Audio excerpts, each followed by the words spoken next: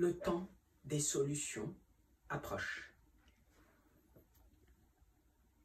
Le temps de l'action approche. Que pouvons-nous faire?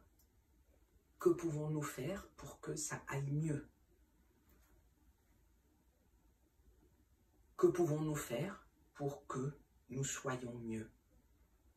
Ce sont ces questions. La première, elle est de vous libérer dans vos têtes.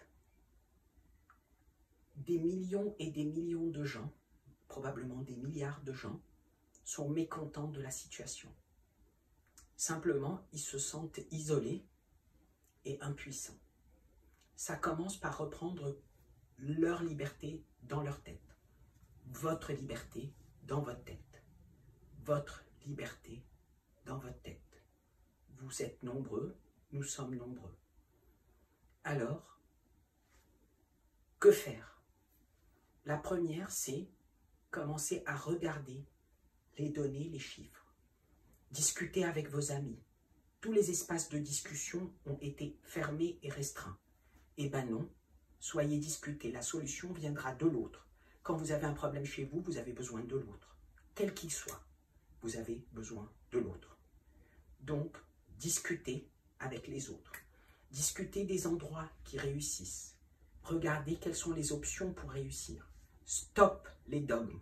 Stop les idées reçues. Ce qui a été fait et qui a échoué, constatez-le en disant ça, dehors, à la corbeille. Ce qui marche, vous le gardez. Et pour vous libérer d'un certain endoctrinement, si vous avez vu la vidéo sur les proies, pour que vous puissiez être libre et réfléchir, faites une première chose, éteignez cette rhétorique et cette narration répétitive qui, indépendamment de l'époque, indépendamment des chiffres, vous garde sous pression et sous oppression. Si vous êtes content de ce monde, que vous avez envie de transmettre ce monde aux enfants, que vous avez envie de rester dans ce monde tel qu'il est, vous pouvez continuer à faire ce que vous faisiez. Maintenant, reprenez votre liberté et commencez à choisir ce que vous regardez. Commencez à questionner chaque chose qui est dite. Ne vous laissez pas bombarder par des messages contradictoires venant des mêmes ou d'autres. Regardez ce qui est la réalité. Et regardez cette réalité, c'est vous documenter. Vous documenter sur ce qui a été dit. Éventuellement, ne regardez pas les répétitions de narration. Lisez les comptes rendus des discours. Ça vous permettra d'avoir les infos avec un certain recul.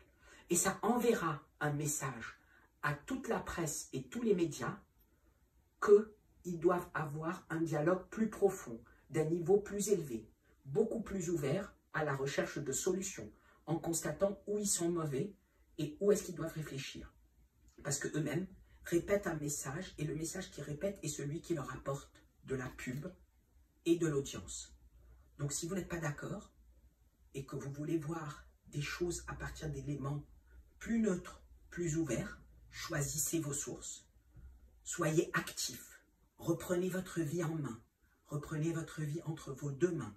Ne laissez pas quelqu'un vous raconter et vous dicter ce que vous devez penser et ce que vous devez réfléchir. Dictez votre propre comportement, votre propre chemin.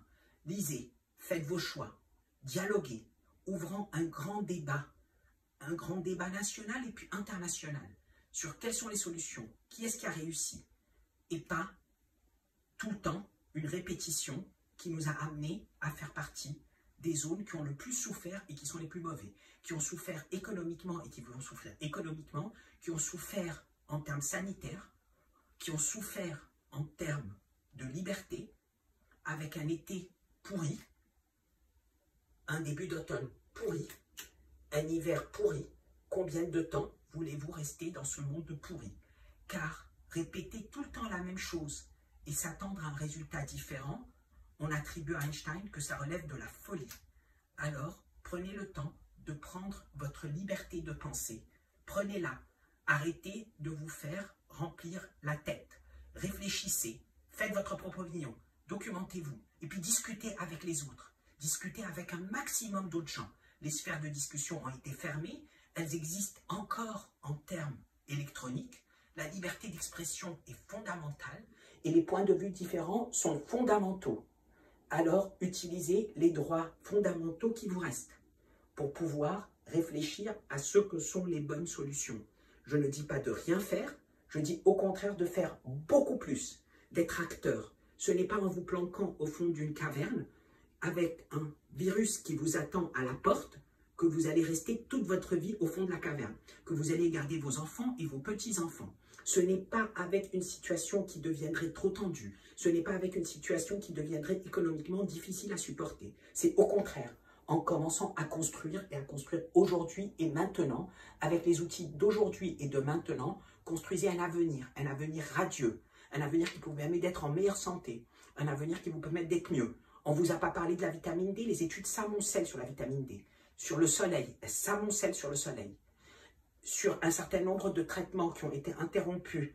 On parle de l'hydroxychloroquine, beaucoup d'études, contrairement à ce qu'on vous raconte, si vous allez sur MEDRXIV, vous allez trouver beaucoup d'études en faveur de l'hydroxychloroquine et d'autres qui sont contre. Et les grandes études qui étaient censées donner le résultat ont été arrêtées avant la fin. Donc, vous allez exiger de savoir qu'est-ce qui marche et qu'est-ce qui ne marche pas.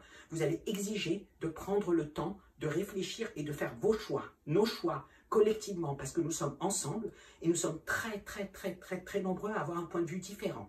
Et dans ce point de vue différent, on veut le débat pour savoir où est-ce qu'on a tort et où est-ce qu'on a raison.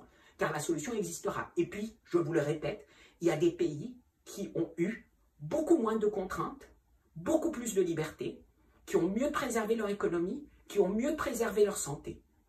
Alors, exigeons d'avoir ce dialogue, d'être acteurs, de conserver nos libertés et de faire ce qu'il faut pour que nous soyons bien.